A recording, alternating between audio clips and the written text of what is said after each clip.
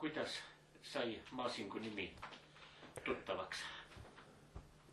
No mulle tundub, et umbes ühtaegu Sangaga, Merilaasiga kerkisid nad mu teadvusse. Ja siis varsti said seoses mu Tartusse siirdumisega said nad isiklikult ka tuttavaks. Maasing küll nagu vähem. Tema oli nagu teaduse mees minu kujutluses suurel määral ja tema luule oli vähem arusaadav kui nende teiste Sanga ja Merilaasi ja ülejäänute oma. Aga jah, sel ajal nad kõik tulid, nii ütleme 37, 8, 30, võib-olla ka 6 esimesed, kui juhtusin lugema neid ajalehtes. No vot. Millal isiklikult tuttavaks saite ja see lugu? Noh, kuidagi mingisugune kohviku tutvus või ma ei teaks, kas ma olengi kunagi Maasingut kohvikus näinud, aga ju ta sealt ikka läbi vilksatas aeg-ajalt. Tähendab, mingisugune tänava ja kohviku tutvus oli mul varasem olemas. Paar korda olen ma ka käinud tema mingisugusel loengul, kui ta luges seal usuteaduskonna hoones seal. Noh, mis tänav siin nüüd on selle?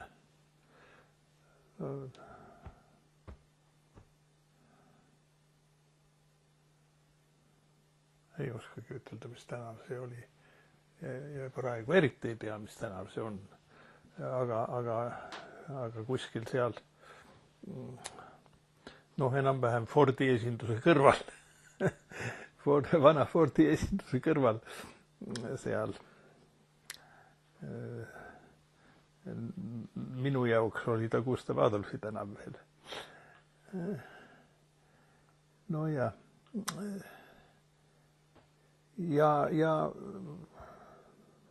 teretutvus oli meil igatahes olemas, aga me ei vestelnud eriti.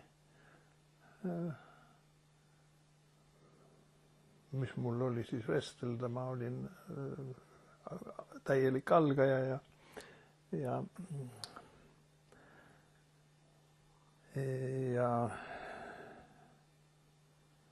ja selleks ka olulisel määral jäin. No võt. Aga mäletan, et paar korda oleme vist kuidagi ka Tähtvere pargis teineteist riibanud ja mingi sõnakese vahetanud või natukene mõtteid vahetanud. Ja peamiselt ongi mul Maasinguga seoses üks episood, mida ma olen jutustanud ju ka romaanis Väljakaevamised. Seal on talle küll pandud ühe teise mehe nimi, ma mäletagi praegu vist Lepisto või mis on selle Maasingu nimi seal romaanis. Ja asi oli see, et mina püüdsin selle 1,5 aasta jooksul, mis mis mulle Nõukogude võim suvatas jätta pärast oma suurejoonelist tagasitulekut. Püüdsin mingisugust teaduslikku tööd kirjutada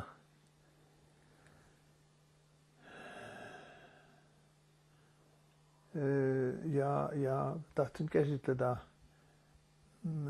kuna parajasti oli päevakorral ÜRO moodustamine ja mitmesugused kongressid, mis moodustavale kongressile eelnesid.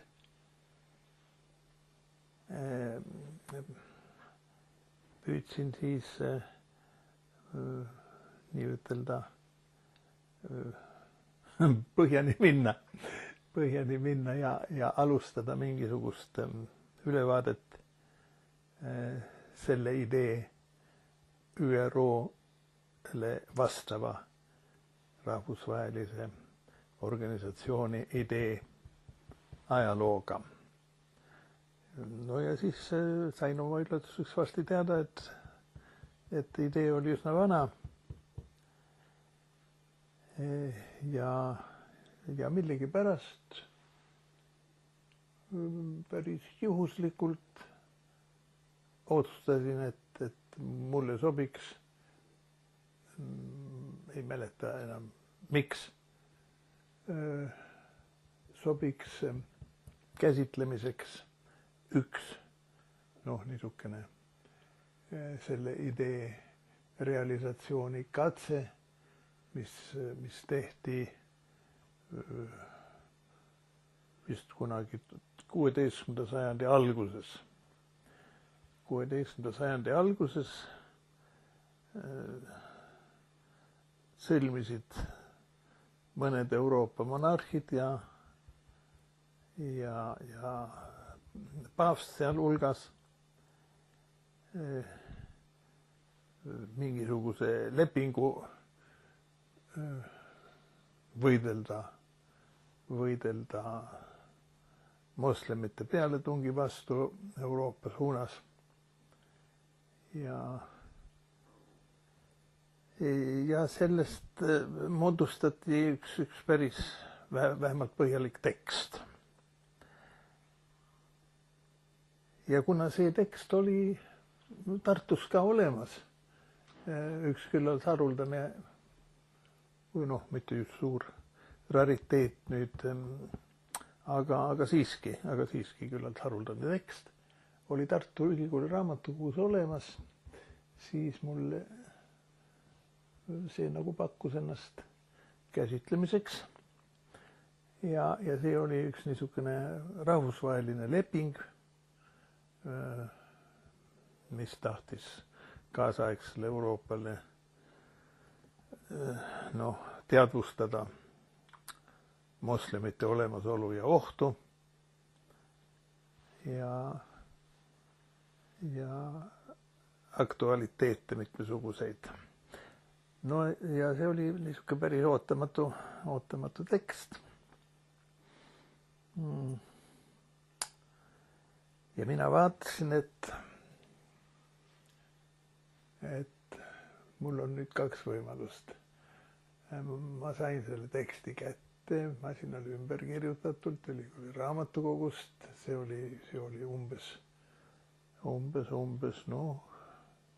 ei oska ütelda, 20 lehekülge või teksti, kõige peenema masinkirja kirjavahega tekstis.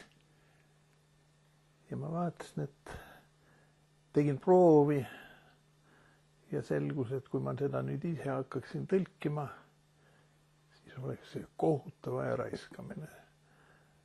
Sest ma kujutlesin, et ma saaksin lõpuks jagu asjast.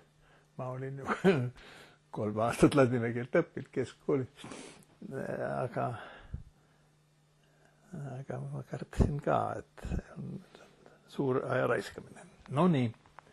Ja siis pärast sõjaaegne Tartu Ülikool oli ju kõigist oma latinistidest tühjaks läinud. Küllap seal linna peal veel kuskil oli, aga need tegelesid kui siis keskkooli õpetajatena ja Tartus vist vana Kimmel või kes seal oli juba Tartust ära vist Tallinnas ja mitmesugused niisugused akadeemilised daamid nagu Noodla näiteks ja nad mingil määral tegelesid veel ja nad lugesid natukene ülikoolis seal midagi väga formaalselt, aga lugesid ja no siis ma rääkisin nendega ja siis see käsikiri vedeles nende juures mõnda aega, aga ma ei ütle, et lubamatult kaua ja nemad ütlesid mulle ära, et nemad ei hakka selle asjaga tegelema, sellepärast et see oli niisugune tekst, mis koosnes väga suurel määral juriidilisest terminoloogiast, mis oli 16. sajandi algul muidugi neil selle teksti koostajatel juba võtta klassikalisest pärandist. No vot ja ma jäin siis ja teie soovitate mulle teha viimane katse, et Tartus on veel üks mees, eks ole, Masing võiks selle ju ära teha, kui ta aega leiab. Ja võib-olla leiabki, kui ta leiab eest huvitava teksti. Ja mina läksin Masingu juurde esimest korda koju. Elas ta seal Urda tänaval. Numbrit ei mäleta. 9, jah, võib-olla küll. Sina oled samas majas elanud. Ja, sa tead. Tartus on ju kõik samas majas enam-vähem.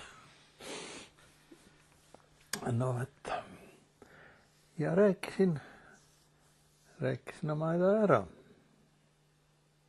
Ja me saime siis absoluutselt lühikese ajaga ja ilma igasuguse tingimusteta ja keeruliste jamadeta ja selguse kätte ja Masing ütles, et ta seda teksti küll ei tunne, aga ta vaatab ja siis käisin ma seal veel korra ja Masing ütles, et minu üllatuseks ütles tema teisel korral, et jah, ta on selle nüüd läbi lugenud ja et noh, ta ei tahaks ju tormata, tal on natuke midagi teha ka ja ütleme niimoodi 10 päeva pärast võiks ma selle temast kätte saada. No see oli mesi minu kõrvadele, sellepärast et mina ootasin, et kuna ta on monopolist antud situatsioonis, eks ole, siis ta on ta võiks ju öelda, et tal läheb pool aastat või aasta. 10 päeva pärast oli täiesti midagi muud. No ja siis küsisin mina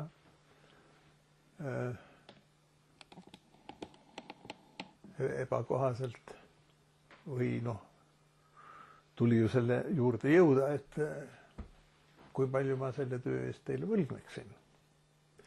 Aga see ei tekitanud temas ka mitte kõige pisematki üllatust. Ta vastas küsimusega, et aga kui palju te palka saate?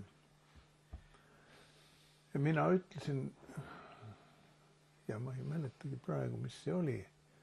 See oli nii ütelda päris viisakas palkas. See oli ju reformi eelne. Need rublareformid tulid hiljem. Ma ei tea, kas see oli 700 rubla või mina ütlesin, et 700 rubla. ja siis määras tema selle hinna niimoodi silmapilk ja ilma vähimagi kenitlemiseta. No nii. Ja siis minna ootasin. Ja siis 10 päeva läks mööda. Ja siis ma helistasin talle ja ta ütles, ja on valmis küll. Ja ma tulin sinna samasse väikese veranda peale ja oli vist teisel korrusel või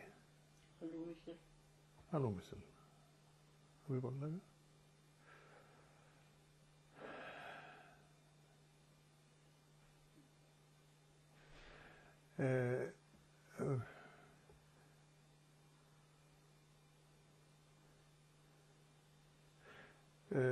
Üks niisugune väike spetsiifiline joon oli sellel ruumil, kus me kohtusime.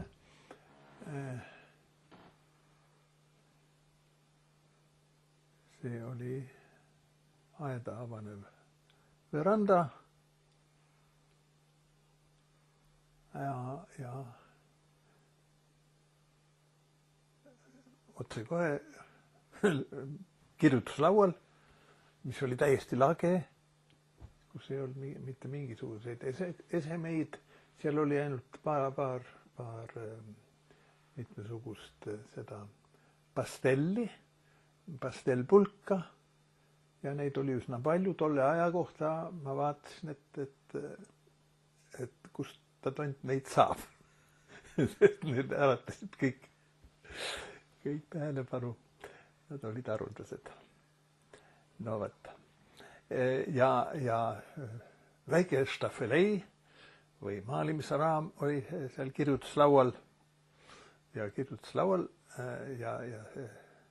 ja stafelei peal oli üks poolik maal, pastellmaal minu meelest, mis kujutas alasti tütarlast, kes oli küll teatud määral liaanidega varjatud, aga jättis ka vabu vaateid ja see noor daam oli nagu puu otsas või toetus kuidagi puutüvele.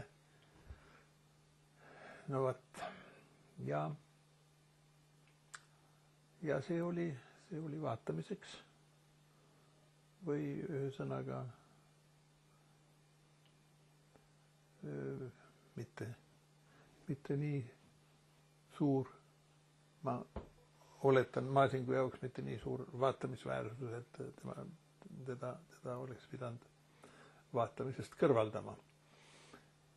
No võt. Ja siis ta nimetas mulle selle samase hinna. No, ma ei oska ütelda, kas ju see siis oli, ütleme, kui mu palk oli 700 tolleaegset rubla, siis see võis olla, no ütleme,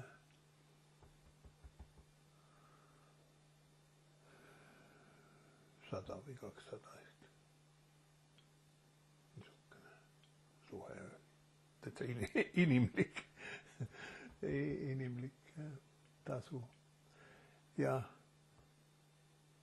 siis ütles ta veel, et ja teate, mina ju suitsetan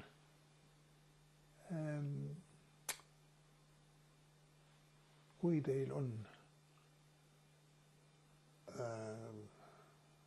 teada, kust saab mingisugust korralikku piibutubakat,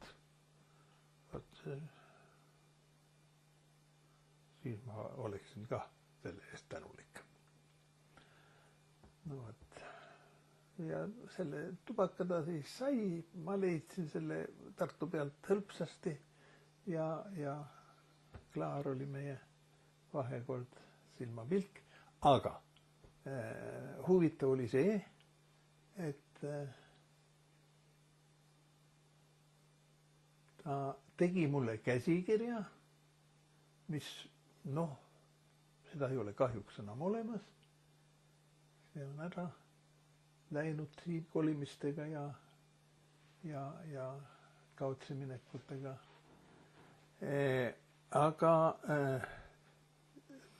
tegelikult oli see käsikiri siiski noh, väike teaduslik töö.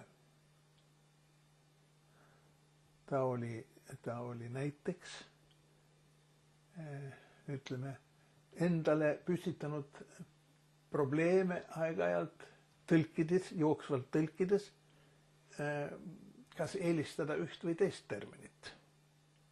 Ja pakkunud välja jooksvalt mõningaid ja lisanud omapoolseid kaalutlusi näiteks eelistatavuse asjus või pro ja kontra, eks ole. See oli päris huvitav. Kohati oli see ka varustatud sellesamase viiteaparatuuriga ja viidatud lehekülgede all selles suunas, millele ta tahtis tähelepanu juhtida, ütleme, kui ta variante välja pakkus. No jah. Ja no mina lahkusin tänulikult ja kavatsesingi üks vahe päris väikeseks eelprooviks oma teaduslikule tööle kujuteldavale sellest asjast kirjutada. Aga siis kulges asi teisiti. No nii, mis ma oskan öelda. Kas Maasinguga oli ka rohkem asja? Ei olnud. Tähendab, Maasinguga olen ma paar korda hiljem ju ka kokku puutunud. Siis kui ma Sibirist tagasi tulin ja noh, näiteks oleme mingisugusel Peti Alveri sünnipäeval kohtunud, kus see oli? Oli seal vahepealses kirjanike majas. Jah. Veedal nii juures ja õpetajad. Uluotsa majas, jah. Uluotsa majas. Jah. Alumisel korrusel. Jah. Aga ega meie ei olnud lähedased ka mitte sõbrad. Aga mina teda nii palju kui tundsin, austasin